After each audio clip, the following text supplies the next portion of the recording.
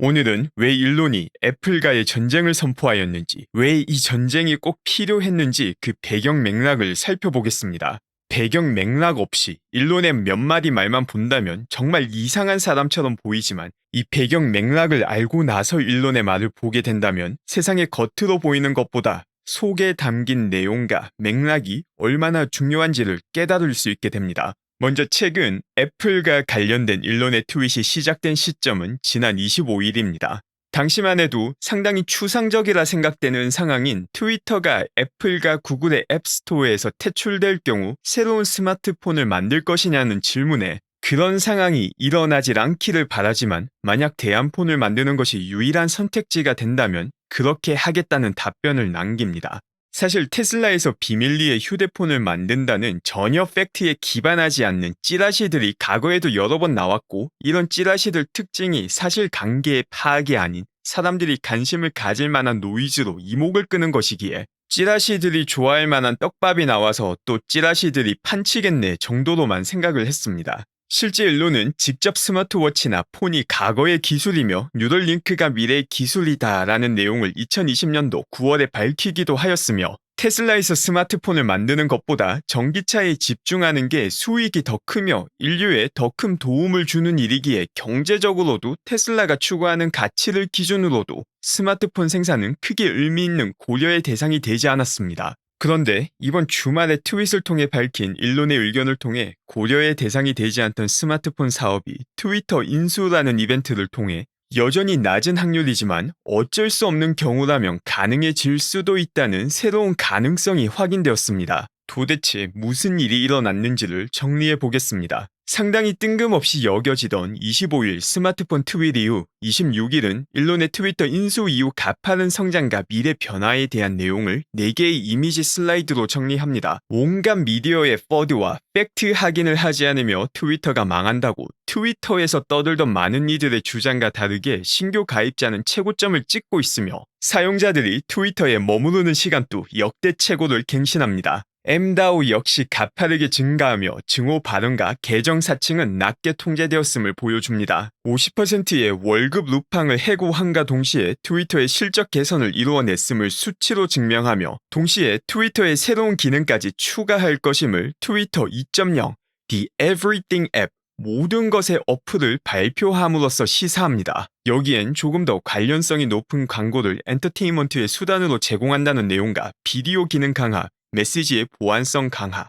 더 길어진 메시지와 영상, 월 $8 트위터 블루 구독, 그리고 백지 수표로 나온 페이먼트까지 포함이 됩니다. 애플과의 전쟁 이야기를 하다가 갑자기 트위터 청사진을 이야기했는데 그 이유는 이 청사진이 직간접적으로 애플과의 갈등의 원인이 되기 때문이며 이야기를 더 풀어나가며 애플과 트위터가 갈등을 겪는 다양한 면을 정리할 때 이 내용을 다시 살펴보겠습니다. 이 트윗이 올라오고 만 36시간이 지난 28일, 일론은 애플이 트위터에서 대부분의 광고를 중단하였고 애플이 미국에서 언론의 자유를 원하지 않는 것이냐는 트윗을 남깁니다. 여기에 더해 팀 쿡에게 무슨 일이 일어나는지를 묻기도 합니다. 사실 이 트윗만 보면 애플이라는 사기업이 트위터에 광고를 중단한 것으로 언론의 자유까지 연결짓는 건 다소 무리한 주장이고 동의하기 힘든 주장이기도 합니다. 그런데 이 트윗이 올라온 시점 이후부터 애플의 검열과 관련된 다양한 추가 트윗을 일론이 남깁니다.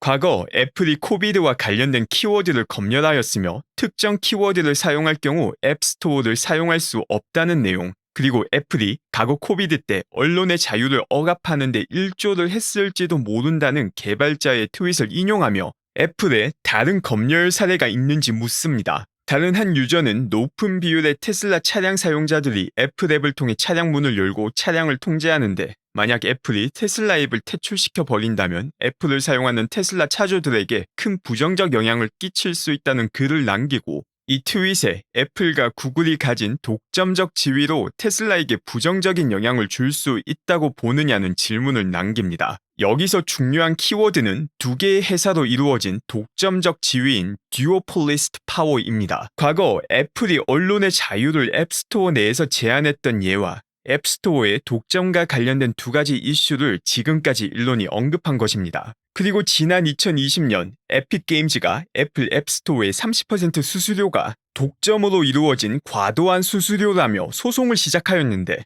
그때 만들어진 영상을 공유하며 정확하다는 트윗을 남깁니다.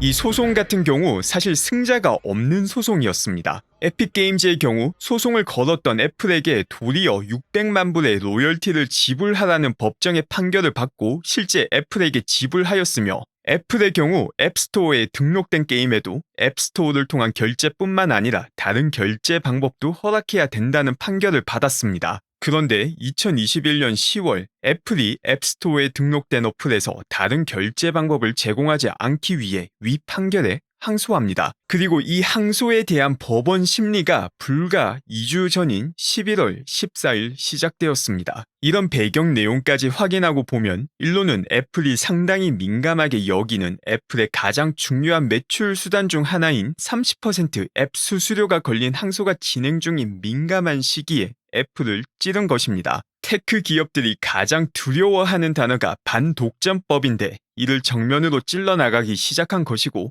그 다음 트윗에서는 트위터의 설문조사를 통해 검열 이슈까지 다시 공격합니다. 설문의 내용은 애플이 고객에게 영향을 주는 검열이 진행될 때 이 내용을 공개해야 되는지에 대한 질문이었습니다. 여기에 더해 트위터가 애플이 요구하는 조정 사항을 받아들이지 않는다면 앱스토어에서 퇴출당할 수 있다는 협박을 하고 있냐는 질문에 그렇다는 답변까지 남깁니다. 이 시점에서 앞서 처음 봤을 때는 일론이 엉뚱한 소리를 하는 것만 같았던 그 트윗을 다시 보겠습니다. 애플이 트위터에서 대부분의 광고를 중단하였고 애플이 미국에서 언론의 자유를 원하지 않는 것이냐? 앞서 정리한 애플의 검열 문제와 앱 수수료 30%의 독점 가격과 관련된 애플의 항소까지 생각한다면 처음 봤을 때 엉뚱하게 느껴지던 소리에서 더 많은 것을 읽을 수 있게 됩니다. 그런데 여기서 이 두 가지가 끝이 아니라 더 많은 배경 맥락이 들어가 있습니다. 앞서 살펴보았던 모든 것의 어플 기억하시죠? 일론은 트위터를 통해 언론의 자유를 만들고자 하고 있으며 이를 가능하게 하는 핵심 요인이 트위터가 가진 네트워크 효과를 최대한 확장시켜 디지털 광장을 만들고 이 디지털 광장에서 말 그대로 모든 것을 가능하게 하는 것입니다. 이 광장이 가능하기 위해서는 싫은 소리 혹은 심지어 헛소리라도 꼭 들을 필요는 없지만 말은 할 수 있는 공간이 트위터가 되어야 하고 이를 위해서는 정치적으로 다른 아이디어도 존재할 수 있는 공간이 되어야 합니다. 즉, 검열이라는 것은 이 디지털 광장의 성립 자체를 불가능하게 만드는 요인이고 이 검열을 애플이 트위터에게 요구시 수용할 수 없는 조건이 됩니다. 거기에 더해서 디지털 광장은 상당히 이상향에 가까운 공간인데 이를 현실화시키기 위해서는 경제적으로 유지할 수 있는 비즈니스 모델이 요구됩니다. 그 비즈니스 모델의 핵심 중 하나가 백지 수표로 남겨두었던 페이먼트입니다.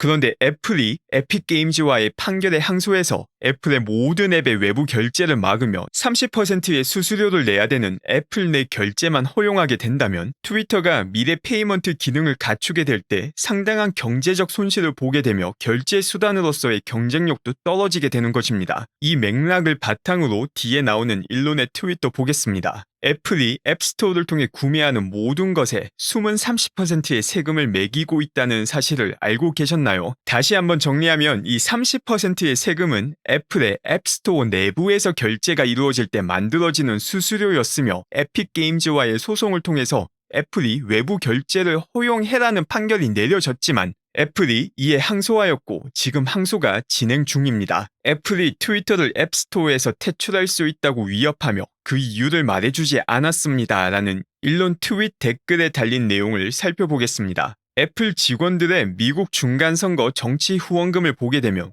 97.5%가 민주당에게 주어졌습니다. 앞서 정리했던 트위터의 디지털 광장의 설립 조건 자체가 정치적 성향이 다르더라도 그리고 그 소리를 귀 기울이지 않더라도 최소 떠들 수 있는 공간이었습니다.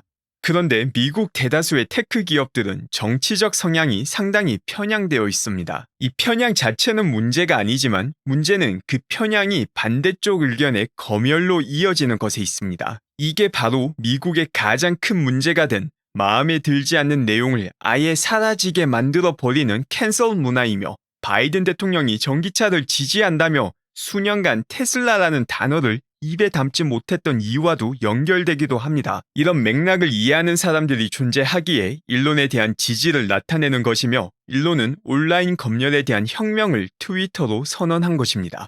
심지어 바로 오늘 또 백악관에서는 트위터를 위협 요소로 보는 언론사의 발언이 진행되었으며 여기에 대해 일론은 왜 언론사가 언론의 자유에 반하는지 엉망진창이다라는 답글을 남깁니다. 이 백악관 영상을 보면 정말 어처구니가 없는데 백악관에서 한다는 말이 소셜미디어가 폭력을 선동하는 일을 해서는 안 된다는 말을 합니다. 겉으로 보면 맞는 말을 하고 있습니다. 그런데 앞서 살펴본 자료에서처럼 일론이 트위터를 인수하고 나서 증오 발언은 오히려 더 관리가 잘 되었으며 심지어 수년간 기존 트위터에서 전혀 다루지 않던 아동 포르노 문제를 가장 우선순위로 해결하겠다고 공언했으며 안티파의 폭력에 지속적으로 노출되었음에도 관련 트윗을 전혀 관리 안 하던 이전 트위터와 달리 일론이 직접 관리하겠다는 말을 하기도 했습니다. 그런데 미디어와 백악관에서 하는 소리는 트위터가 폭력을 선동하는 것을 막아야 된다는 전혀 맥락 없는, 실체 없는, 실제 일론이 인수한 트위터와 반대되는 상황을 이야기하고 있는 것입니다. 이런 내용을 알고 나면 일론이 정치적인 발언을 할 수밖에 없는 상황을 알 수 있게 됩니다. 일론의 이상향과 지금의 정치는 공존할 수가 없는 상황인 것입니다. 그리고 일론은 다시 한번 폭탄 발언을 합니다. 트위터가 언론의 자유를 억압했다는 증거를 보여주는 트위터 파일 공개를 하겠다고 밝혔습니다. 대중이 무슨 일이 일어났는지를 알 필요가 있다는 말과 함께 마지막으로 남긴 일론의 트윗입니다. 이건 미래 문명을 위한 전투입니다. 만약 미국에서조차 언론의 자유가 사라진다면 우리 앞에 남은 것은 독재밖에 없습니다. 감사합니다.